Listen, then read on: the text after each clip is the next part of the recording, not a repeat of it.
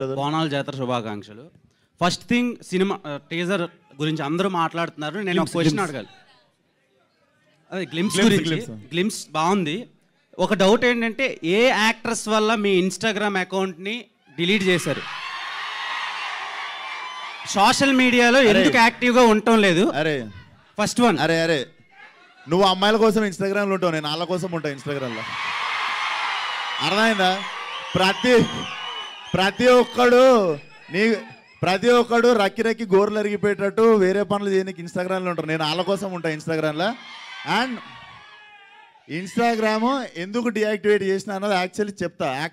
నీకు యాక్ట్రెస్ గురించి ఎందుకు అనిపించింది? మన మైండ్ ఆడికే. అంటే బేసిక్గా మీరు గ్లామరస్ హీరో కదా, వాళ్ళు ఎక్కువ ప్రెజర్ పెడుతున్నారేమోనని అనుకున్నాను, అందుకని. లేదురా, ప్రెజర్ తీసుకుంటా. ఆ ప్రెజర్ ఎవడన్నా వద్దనుకుంటున్నారా? Okay, anyway. సో ఇప్పుడు ఆన్సర్ చెప్తా. ఇన్స్టాగ్రామ్ అనేది బేసిక్గా కొంచెం నాకు మొన్ననే అర్థమైంది.